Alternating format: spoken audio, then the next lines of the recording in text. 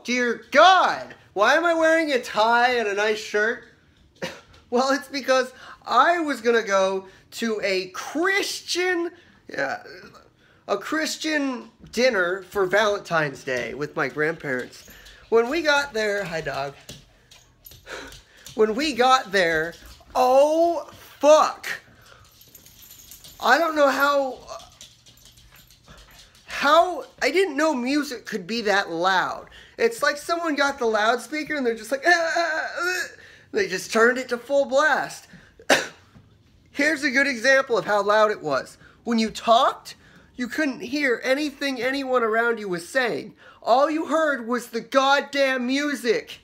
And it's like, how the fuck are people supposed to converse and socialize and talk to each other if there's music that is so loud your eardrums are dying? Like, literally, your aggression actually goes up due to loud noises. It's just like me listening to subliminals. That's why I'm talking so loud, because the music creates adrenaline. If you hear gamma waves, then you're going to be more active. I like listening to theta waves because I like being in a calm mood. But when you go into a room, I just can't get this, and a strange black man you don't know offers to buy you a drink, you run. This very friendly, very strange white black man walks up to me, and my grandparents knew him, and he's like, "Oh, do you want a drink?" When a guy offers to buy you a drink, it's just, that's never happened to me before. I have never had a guy walk up to me and be like, "How old are you?" I'll be like, "I'll be 25 this year." "Oh, you want me to buy you an alcoholic drink?" I'm like, he didn't ask for my ID or anything. And then once I took a sip, I smelt it first, just in case he didn't roofie it, so he... I smelt it, and then I tasted it, and it did not taste like margarita. I have had a virgin margarita, and I have had a normal margarita with alcohol and tequila. This tasted as if someone shit or pissed in it and then mixed it up. The strange thing is he walked off for like 3 minutes, I'm going to say, and then finally came back. There was no line at the alcoholic beverage stand. You had to buy a ticket to buy... I mean, who just walks... That's something a guy would do for a girl at a bar. He would buy her a free drink, probably. But when a strange man that you don't know just... I was trying to be friendly. I honestly was. I did the friendly pat. I hugged him. He gave off a gay vibe. It's weird how it's called a gaydar. You can sense, like, you get the feeling. This guy's gay. I've gotten called gay a lot. Gay guys hit on me a lot. And this was just like, okay. There were so many hot Latino girls there, but I couldn't stay. It was just like, holy shit, it's so loud in here. But I'm calming down. Plus, I'm uploading a video. It doesn't really expose the truth all that much, but it says obvious things. It's a good video, and it took me 2 hours to edit. And then it took another hour for it to format and rasterize. Is that the right word? Export to my computer. I just got...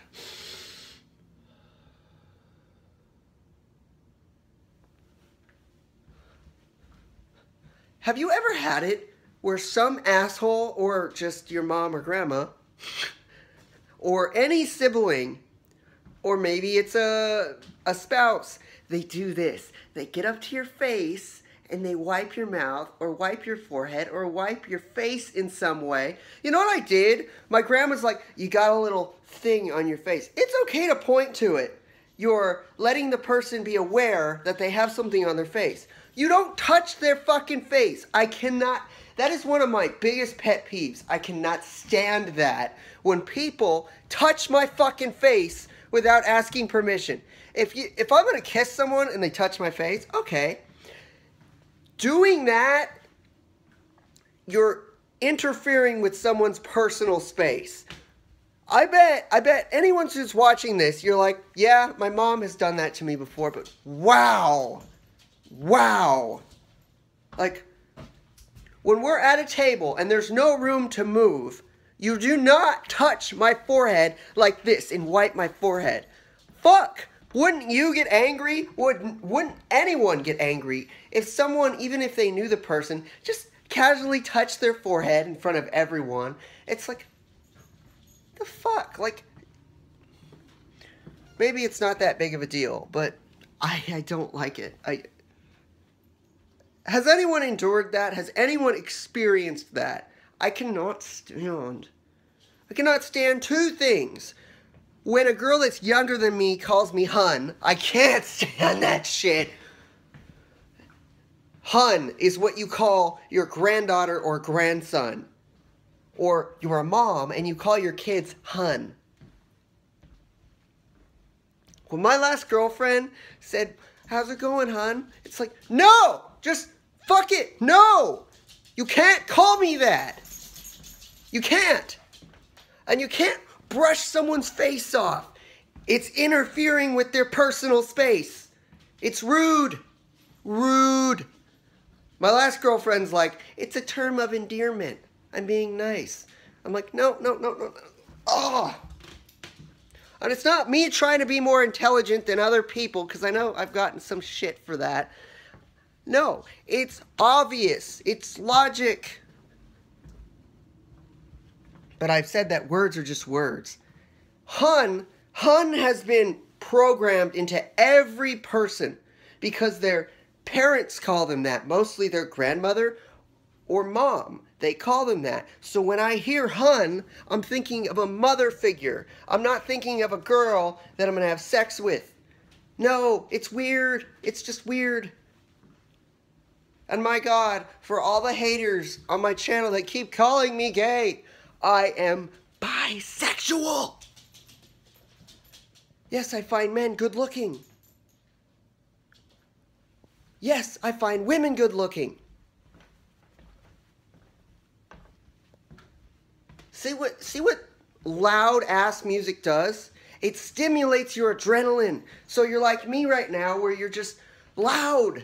I don't want to be loud, but do you know what loud music does? It stimulates your brain over the top. That's why growing up, I would always had my headphones on and I would blast the music sky high. So the music that my mom or dad or sister was listening to through the radio or her speakers in her car, I was having me stimulate my own brain with useless music. Useless. And hearing loud blasting music from a car. That fucks with your brain. You are going to be so angry all the time if you listen to loud music all the time. If you listen to theta wave or relaxing music or orchestra or violin or piano, then you're going to be more happy. I was only in that fucking room with all the Christian people for I'm going to say 15 minutes. And then I told my grandma, I said, I can't handle this. I honestly could not handle this.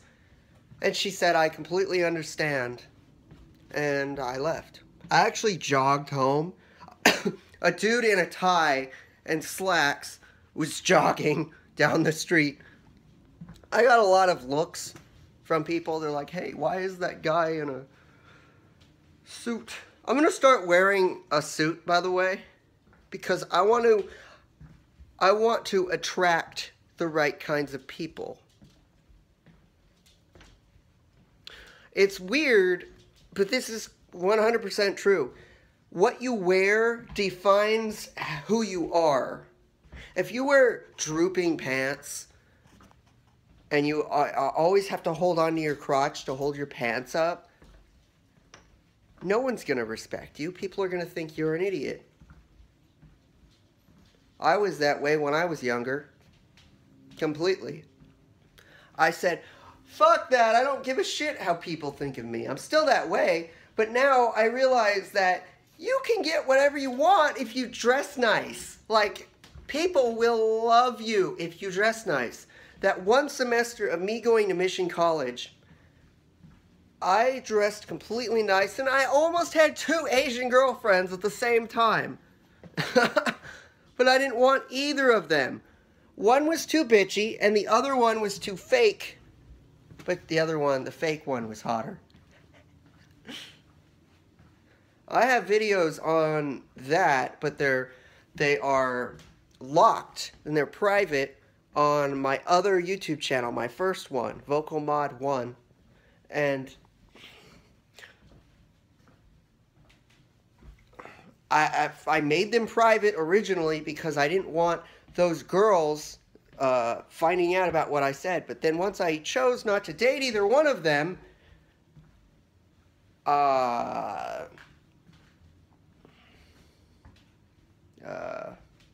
it doesn't really matter anymore. Plus, I don't think they would ever find my YouTube channel, ever. Now that my YouTube channel is becoming bigger, I'm not saying calm the fuck down. I'm not saying I'm a huge YouTube sensation. I'm saying my channel is rapidly growing. It's not shrinking, it's growing. I almost have 600 subscribers. Can you little YouTube channel that has no subscribers at all, or one, can you seriously say that I am not famous? I know I'm not famous yet, but I am going to get widespread attention. I know this. You know this. I know this. We both know this. My future plans are to read a lot of real estate books and a lot of public speaking books. I looked up about 10 of them last night just to get ideas, and most of the Amazon reviews are overly analytical. Is that a good way? Like, let me... In some of the reviews, most of them have the entire book. Like, they spoil it. How the book is and what's in the book, they spoil it completely in the comments. They're like, this chapter is what happens on this chapter, but that spoils it. That spoils the surprise of what you learn. But it is also good to have reviews so you know if the book sucks or not. Or you could be like my mom, who says, well, that's just your personal opinion. Not everyone has to think like that, sweetie. When something is logical, it makes sense. It's not just a thought I have. It's an obvious fact. I have such a great, like, lispy kind of voice. Like, oh, geez. That is a wonderful top. But I don't like making that voice. It's funny, but I don't like making... Just like... Hold on. I'll do my voice that I did for my channel intro.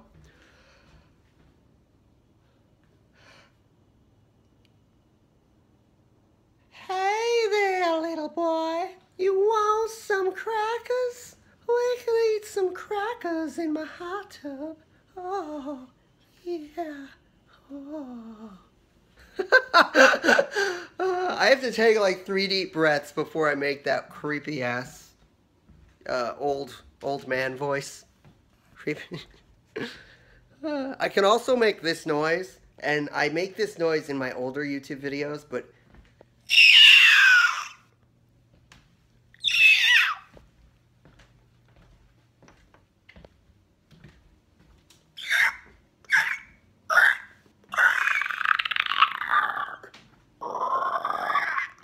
yeah. Now I'm going to get a bunch of Leafy fans that are like, he's a reptilian! He's a reptilian. I will become widespread, but I'm also going to maintain a balance of being myself and being successful. Goodbye. Watch my upcoming video.